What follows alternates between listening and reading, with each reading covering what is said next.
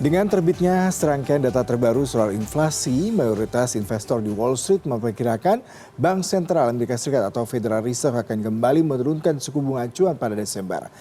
Tapi The Fed diperkirakan tak akan bertindak seagresif proyeksi semula, terutama memasuki 2025. Informasi ini sekaligus mengakhiri CNN Indonesia Business Referensi pagi ini.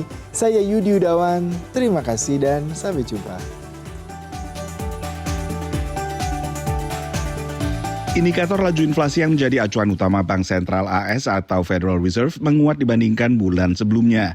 Indeks harga pengeluaran konsumsi pribadi atau PCE naik 2,3% secara tahunan, menguat dari 2,1% bulan sebelumnya. Karena masih sesuai ekspektasi, sebagian pengamat menilai ini memperkuat kemungkinan The Fed memangkas lagi suku bunga acuan pada pertemuan selanjutnya pertengahan Desember. We think there's a fairly high bar for them to skip this upcoming meeting and supply the market with a rate cut. Reason being is that oil prices in general have moved lower, and the cost of goods has remained fairly flat, and so there hasn't been a whole lot of upside pressure on prices outside of the service economy, which continues to do fairly well.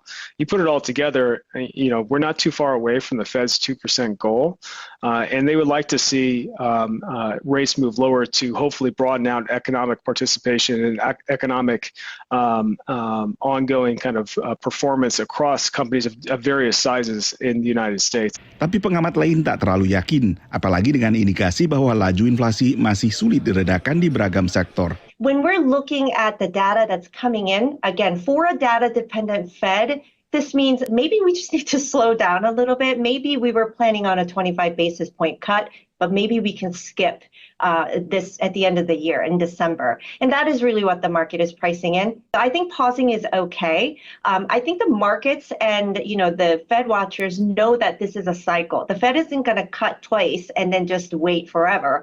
This is a pause in the cycle. So I don't think it's going to be misinterpreted as something that is wrong in the economy. The Fed baru-baru ini telah menurunkan suku bunga acuan 2 kali, yaitu sebesar 50 basis poin pada pertemuan September, lalu pada pertemuan selanjutnya bulan November 25 basis poin. Pertimbangannya saat itu, laju inflasi telah mulai terkendali, tapi pada saat yang sama ada kekhawatiran soal pasar tenaga kerja dan dunia usaha yang terus tercekik suku bunga tinggi. Sebagian analis menilai penurunan suku bunga acuan bakal berlanjut tapi tak sesering setiap pertemuan. The Fed acknowledges that the economy is remaining fairly resilient, is not in need of rate cuts, implying that we're not on the precipice of recession. And at the same time, I think they want to keep their powder dry if in case the economy does show a quicker demise. So right now, the Fed does not want to keep rates high for too long, thereby strangling economic growth. But at the same time, it doesn't want to end up re-stimulating inflation. PCE sempat memuncak ke kisaran 7% pada pertengahan 2022 yang membuat The Fed melakukan siklus pengetatan. Dari Washington DC, Nova Purwadi dan tim VOA.